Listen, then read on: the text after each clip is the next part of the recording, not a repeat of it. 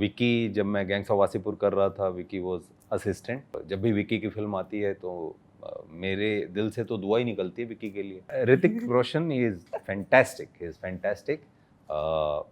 मैंने उनकी film theatre में जाके देखी थी, और सनी सर का मैं फ़ैन रहा हूँ, सनी देओल सर का। बचपन में बहुत सारी फिल्में देखी हैं, जब थोड़े बड़े हुए तो ब्लैक में टिकट लेके फिल्म देखी है उनकी। एक ऐसा जहाज मैच फिक्सिंग नाम का आप लेके आ रहे हैं, उसके बारे में जानना चाहूँगा, क्या है ये एंड आपके ऊपर है, बताइए क्या है? ये नाम पे मत जाइएगा, ये वो वाली मैच फिक्सिंग नहीं है जो क्रिकेट मैच में या किसी खेल के मैदान में फिक्स होती है। ये वो वाली मैच फिक्सिंग नहीं है। It's a political thriller. जी। और ये एक बुक है, कन्वर खटाना जी ने लिखी है, उनकी बुक पे बेस्ड है। और इसके राइटर हैं जो स्क्रीन प्ले अडॉप्ट किया है, अनुज मेहता ने। और इस फिल्म के डायरेक्टर हैं केदार गायकवाड। मेरा जो इसमें किरदार है वो है अविनाश पटवर्धन का, जो एक आर्मी इंटेलिजेंस ऑफिसर हैं। तो बहुत सारे लेयर्स हैं, बहुत सारे शेड्स हैं, बहुत सारी कॉम्प्लेक्सिटी है। अविनाश पटवर्धन का जो किरदार है, जब वो अपने घर में हैं, अपनी फैमिली के साथ हैं, तो एक आम आदमी और उसकी जो इच्छाएं हैं वो उस तरीके से आपको नज़र आएंगे। अविनाश पटवर्धन जब यूनिफॉर्म में होते हैं तो he is very strict, discipline, and एक आर्मी ऑफिसर का जो हाव भाव, तौर तरीका और जो डिसिप्लिन है वो नज़र आता है। और जैसा कि मैंने बोला कि ये आर्मी इंटेलिजेंस ऑफिसर हैं, तो फील्ड में अंडर कवर काम करते हैं, तो इनकी जो रियल आइडेंटिटी है उस पहचान को छुपा के ये फील्ड में किसी और नाम से, किसी और पहचान के साथ काम करते हैं। तो बहुत सारी चीज़ें हैं सब। एक एक्टर के लिए ये बड़ी बात है कि एक ही फिल्म में आपको कई सारी चीज़ें करने का मौका मिले। जी। कहीं नहीं, हमने अविनाश की बात की, मैं विनीत से जानना चाहूँगा कि वो वर्दी पहनने के बाद किस तरह का महसूस, किस तरह का भाव आप अपने आप में महसूस कर रहे थे? वर्दी पहनते ही आपको कुछ फील तो होता है। जी।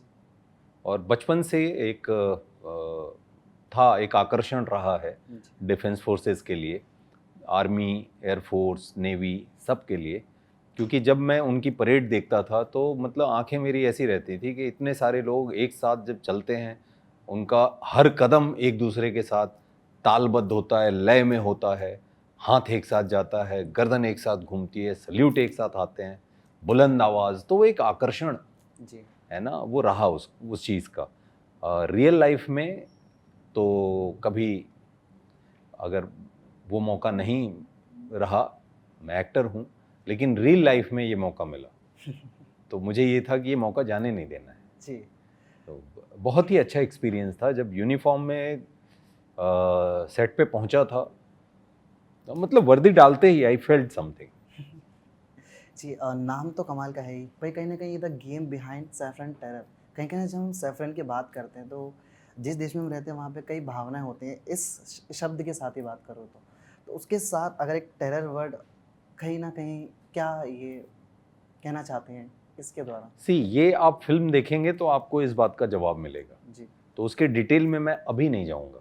जी। पर्सनली क्योंकि आपके लिए क्या है सैफरन? मेरे लिए जी। मेरे लिए सैफरन पवित्रता का भाव है। जी। मेरे लिए सैफरन त्याग का भाव है। जी।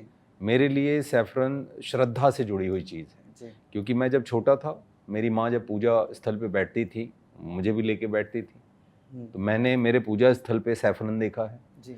घर में जो हनुमान जी की मूर्ति है, वो मूर्ति का रंग मैंने सैफरन देखा है। मैं बनारस का रहने वाला हूँ, तो संकट मोचन मंदिर में जो हनुमान जी की मूर्ति है, जी। उसमें जो रंग है वो रंग सैफरन है। सैफरन। जो वहाँ पे टीका लगाया जाता है, उस टीके का रंग सैफरन है। तो वहाँ जब जाते हैं तो चुपचाप मैं बैठता हूँ, और कहा जाता है ना कि स्थल की अपनी एक ऊर्जा होती है। वहाँ रामचरितमानस लिखी है तुलसीदास जी ने, तो वहाँ की हवा, वहाँ एक अलग सा आनंद है। तो वहाँ जाके हम लोग आधे आधे घंटे, एक एक घंटे चुपचाप बैठे रहते हैं शांत। तो मेरे लिए ये रंग, तो मेरे अनुभव से है, तो मेरा अनुभव यही है, मैं तो शांत, कितना भी तनाव हो आप जाके शांत होते हैं, मन शांत होता है। तो मेरी तो सारी यादें इन चीज़ों से जुड़ी हैं। तो सैफरन टेरर ये कॉन्सेप्ट मुझे समझ नहीं आता। जी। सो आपसे जानना चाहूँगा कहीं न कहीं जब ऐसे जो टॉपिक्स होते हैं बहुत सेंसिटिव होते हैं क्योंकि इसमें भावनाएँ बहुत जुड़ी हुई होती हैं। तो तो कहीं न कहीं जब इनिशियली आपके पास स्क्रिप्ट आई, तो क्या आपके मन में वो डर था कि लोग अगर जिस तरह हम दिखाना चाहते हैं उस तरह नहीं दिखा, तो जो दूसरी तरफ से आएगा वो सँभाल पाने की ताकत होगी या नहीं? सी एक एक्टर बहुत वल्नरेबल होता है। जी, एक्टर के पास ऐसा नहीं है कि किसी एक्टर के साथ कुछ हो रहा है तो पता चला 5,000 एक्टर जो है सड़क पे उतर आए उसके सपोर्ट में। ऐसा कभी देखा है? नहीं, नहीं होता। एक्टर बहुत वल्नरेबल होता है। तो आप अपने कन्विक्शन के साथ आगे बढ़ते हैं, और मेरा कन्विक्शन इस बात से आता है कि आप मेरे करियर को अगर आप उठा के देखेंगे तो मैंने गोल्ड की है। उसमें जी। इम्तियाज़ जो किरदार मैंने किया है, वो पहले भारत की हॉकी टीम के लिए खेलते थे। जब पार्टीशन हुआ तो पाकिस्तान चले गए। वो पाकिस्तान हॉकी टीम के कैप्टन बने, और जब ओलंपिक में मैच होते थे तो भारत की टीम के सपोर्ट में वो आते थे। तो मैंने वो किरदार भी किया है। मैंने गैंग्स ऑफ वासेपुर में दानिश खान का किरदार किया है। मैंने रंगबाज का जो तीसरा सीज़न है, रंगबाज डर की राजनीति, उसमें हारून शाह अली बेग का नाम किया का किरदार किया है। तो अलग अलग किरदार मैं करता हूँ, और एज एन एक्टर बिल्कुल मुझे हर तरीके की चीज़ें करनी चाहिए। और ये कैरेक्टर बहुत ही लेयर्ड है, जो मैंने बताया, बहुत सारे शेड्स हैं। एक एक्टर तो चाहेगा कि मुझे इस तरीके की चीज़ करने को मिले जहाँ पे मैं खुद को एज एन एक्टर चैलेंज दे सकूं, और मेरे लिए बिल्कुल नया है। आज से पहले मैंने कभी ये यूनिफॉर्म डाली ही नहीं थी। जब मैं ट्रेलर देख रहा था तो कहीं न कहीं ट्रेलर में एक आखिरी में एक डायलॉग है, उसमें कहा जाता है कि मैच फिक्सिंग तब पॉसिबल है जब दोनों पक्ष बेईमान हों। तो क्या आपको क्या लगता है कि जब इस तरह की जो चीज़ें हैं उसमें कहीं न कहीं जो पॉलिटिकल मुद्दे होते हैं वो ज़्यादा इनको हार्म पहुँचाते हैं जितने लोग होते हैं उनसे ज़्यादा? क्या? कि जो पॉलिटिक्स जो मेनली होती है, क्या वही ज़्यादा हानि पहुँचाती है लोगों से ज़्यादा? लोग उसको इतना बढ़ा-चढ़ा के नहीं बताते जितना पॉलिटिशियंस है वो सब बढ़ा देते हैं उस चीज़ को। सी मैं एक एक्टर हूँ, जी, है ना। मेरा काम है अपना काम करो, अपने घर जाओ। बाकी तमाम जिम्मेदार लोग हैं जो जिम्मेदार पदों पे बैठे हैं या बैठे थे, जी, वो लोग इन चीज़ों के बारे में ज़्यादा बेहतर बताएंगे। जी। बाकी मेरी जो अपनी फीलिंग्स थी वो मैंने आपके साथ शेयर की। एंड जनरली जब ऐसी मूवीज़ आती हैं जो पॉलिटिकल बेस्ड होती हैं, तो लोग कहीं न कहीं उनको एक ऐसा कह लो तो उनको रिलेट कर देते हैं पॉलिटिकल एजेंडा के साथ, कि कहीं न कहीं इसको इसकी तरफ से पावर है, इसकी तरफ से है क्योंकि कहीं दोनों पक्ष अगर बराबरी से ना दिखाया जाए मूवीज़ में, तो कहीं न कहीं वो लोग कहते हैं कि इस तरफ से इसको ज़्यादा है, उस तरफ से ज़्यादा है। तो आप कैसे देखते हैं ये सब चीज़ों को? मैंने अभी तक फिल्म नहीं देखी है, तो आप जो कह रहे हैं इसका जवाब मैं, मतलब अगर फिल्म जो है एडिट के बाद क्या बनी है वो मैंने देखा नहीं है, तो मैं ओह! ये चीज़ तो अभी नहीं कह पाऊंगा। जी, दूसरी चीज़ कि कभी भी इंटेंट मेरे डायरेक्टर का या प्रोड्यूसर का जी, या कोई भी कलाकार ऐसा नहीं था। जी। सब अपना अपना किरदार कर रहे थे। एक अच्छी फिल्म बनानी है, हुँ। और कोशिश वही थी, और मुझे लगता है कि उस कोशिश में हम सब सही दिशा में और कामयाब रहे हैं। अ, ना सिर्फ ये मूवीज़ आपको काफ़ी मूवीज़ के लिए जाना चाहता है एंड जो आने वाली है उनमें भी काफ़ी चीज़ें हैं जिनमें आप दिखाई देने वाले जैसे कि हम मैं बात करूँ कुछ चुनिंदा की जिसमें जट मूवी जिसमें आप सनी देओल जी के साथ काम करने जा रहे हैं, छावा आने वाली है आपकी जिसमें विक्की कौशल जी हैं, तो उनके बारे में कुछ बताना चाहेंगे सनी देओल पाजी? बहुत मतलब विक्की के साथ काम करके बहुत मज़ा आया। विक्की, जब मैं गैंग्स ऑफ वासेपुर कर रहा था, Vicky was assistant, he was in direction. जी, बहुत प्यारा और बहुत टैलेंटेड लड़का है, और जब भी विक्की की फिल्म आती है तो मेरे दिल से तो दुआ ही निकलती है विक्की के लिए। और सनी सर का मैं फ़ैन रहा हूँ, सनी देओल सर का। बचपन में बहुत सारी फ़िल्में देखी हैं, जब थोड़े बड़े हुए तो ब्लैक में टिकट लेके फ़िल्म देखी है उनकी। अब उनके साथ काम कर रहा हूँ तो अच्छा लग रहा है। फिर सुपरवाइज़र मालेगाँव है, एक शो है रंगीन, जो कबीर खान सर ने प्रोड्यूस किया है। एक फ़िल्म है अनुराग कश्यप सर की, निशांची। जी, कई सारी चीज़ें हैं, जी, और एज़ एन एक्टर इन सारी चीज़ों में अगेन मैंने कुछ नया करने की कोशिश की है।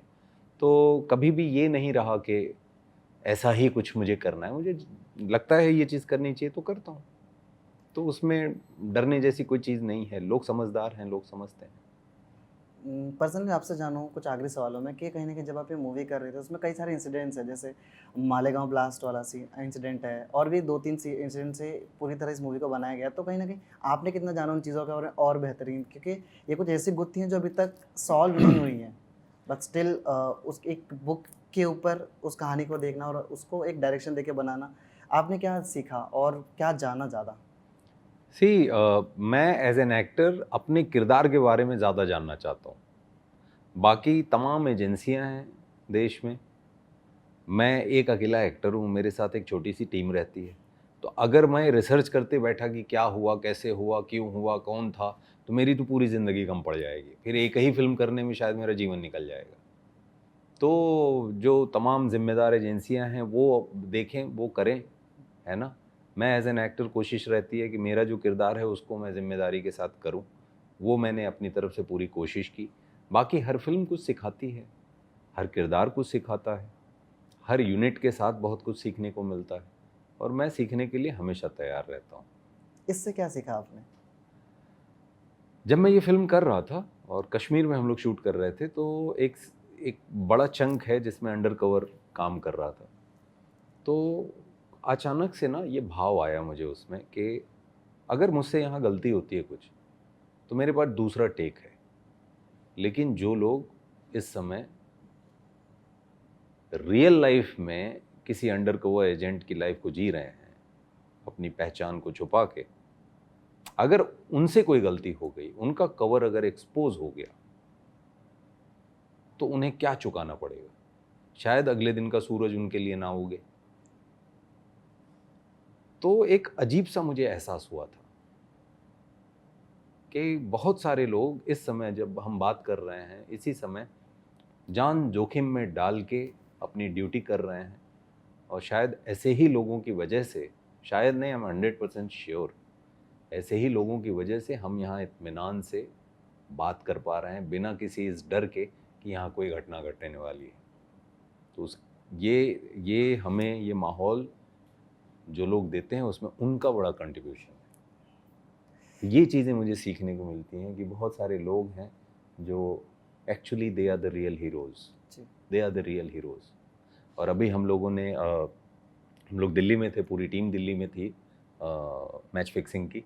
वहाँ पे आर्मी पर्सनल्स के लिए स्क्रीनिंग रखी गई थी मानेकशॉ ऑडिटोरियम में, एंड वहाँ अग्निवीर और बहुत सारे रिटायर्ड आर्मी के ऑफिसर्स ऑन ड्यूटी, अभी जो लोग सर्विस में हैं वो लोग, उनकी फैमिलीज़, बच्चे, सब लोग थे। उन्होंने फिल्म देखी एंड हमें एक कहीं ना कहीं मन में था हमसे कोई भूल तो नहीं हुई है, बिकॉज बहुत सारी टेक्निकल चीज़ें हैं फिल्म में, लेकिन वो लिटमस टेस्ट हम लोगों ने पास कर लिए। दे लव्ड इट और उन्होंने अपनी कहानियाँ शेयर करनी शुरू की।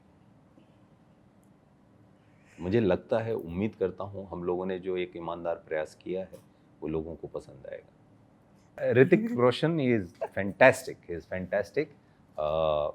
मैंने उनकी फिल्म थिएटर में जाके देखी थी जी। एंड वो सेंसेशन, जो that step and his dance, पूरा देश नाच रहा था और लंबे समय तक अभी भी लोग पसंद करते हैं। बहुत अच्छे कलाकार हैं, बहुत मेहनत से काम करते हैं। खूब अच्छी करे, फिर से करे। और मैं हमेशा बोलता हूँ सबकी फिल्म चले, इसी में सबकी भलाई है। Subscribe to Midday India. Get direct notifications on all our videos by clicking on the bell icon.